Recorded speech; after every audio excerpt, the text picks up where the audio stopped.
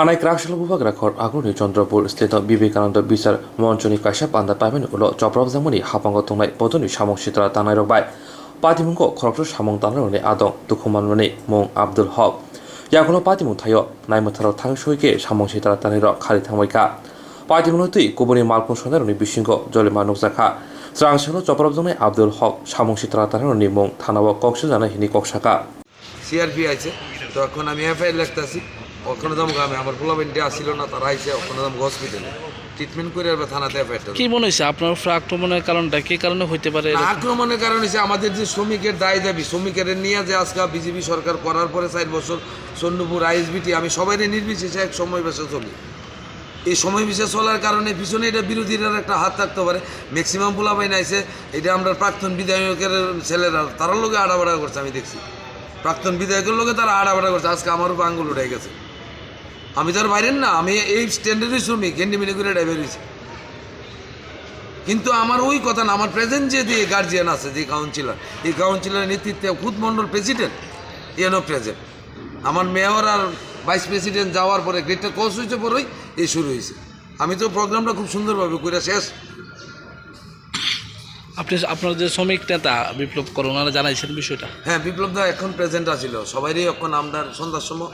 আমরা বর্তল অফিসে আমরা বইয়ের একটা আলোচনা হইব কিন্তু প্রথম সবারই অ্যাকশান আগে একটা কমপ্লেন করে মেডিকেল করে প্রথমেই তার অ্যাকশান হইলে আমরা একটা মেডিকেল করি আজকে আমরা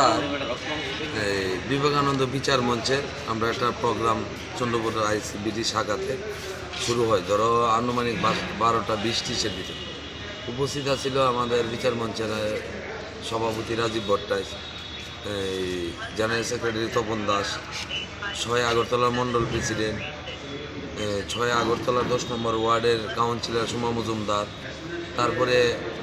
আসিল আমাদের বিবেকানন্দ বিচার মঞ্চ মজদুর সেলের ইনচার্জ বিপ্লব কর তারপরে আমাদের শ্রমিক টমটমি রিক্সা টিক্সা আমরা সবাই আছি মোটামুটি প্রোগ্রাম ঘন্টা 1.5 ঘন্টার ভিতরে প্রায় শেষের পথে সভাপতি তপন দাসে প্রোগ্রাম শেষ করছে শেষ করার পরে রাজীব ভট্টাচার্য তারপরে আমাদের মেয়র উনি গাড়ি নিয়ে আলে বার হয়ে গেটটা হয়তো ক্রস হয়েছে কি না আমি সঠিক জানি না মণ্ডল প্রেসিডেন্ট এবং সোমা মজুমদার দুজনের উপস্থিতিতে আমার এইভাবে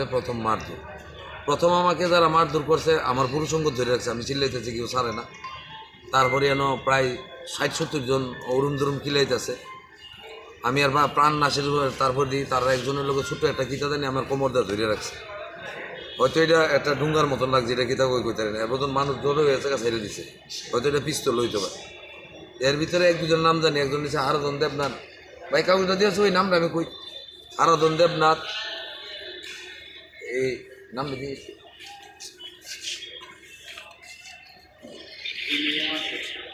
না নামটা দেখ হারাধন দেবনাথ, দয়াল দাস, হারাধন দেবনাথ, অভিজিৎ দত্ত, পিতা গুরুপদ দত্ত, আজহার মিয়া,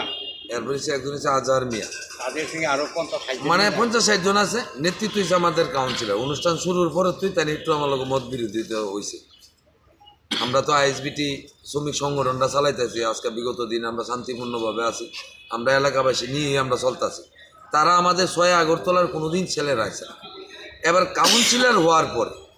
সুমা মজুমদারের যখন তাইনের এই কাউন্সিলর ওয়ার্ডে বসার পরে প্রায় সময় তাইনের যথেষ্ট আমরা স্ট্যান্ডের তরফ থেকে সম্মান করা হয়েছে, আদর আপ্যায়ন করা হয়েছে, কিন্তু প্রায় সময় তাইনে আমার ফোন করে যে কমিটি কোনো সময় হলে তাইনে 2-4 জন লোক দেবো, এই আলোচনাটা হয়। আমি যে কমিটি দেওয়ার মালিক আমি না, এটা গভর্নমেন্ট প্রশাসন পার্টি। আমরা সাধারণ স্ট্যান্ড চালাই, আমরা শ্রমিক নিয়ে থাকি, আমরা সাধারণ, আমরা অন্য কিছু না। কিন্তু আজ বিবেকানন্দ বিচার মঞ্চ এটা আমাদের মাননীয় মুখ্যমন্ত্রীর নির্দেশে এটা শুরু হয়েছে। 4 তারিখে এটা মজদুর সেলটা প্রকাশ হয়েছে। 4 তারিখের পরে আমাদের যত স্ট্যান্ড আছে মোটামুটি আমরা সবটা বিচার মঞ্চের মাননীয় মুখ্যমন্ত্রীর আদর্শ নীতিতে আমরা চলার চেষ্টা করতেছি। এই চলার চেষ্টার আপনার পরিচয় চন্দ্রপুর আইএসবিটি ডেভেলপমেন্ট সোসাইটি আর সংগঠন সোসাইটির কি আপনি? General secretary. আপনার নাম? আব্দুল হক।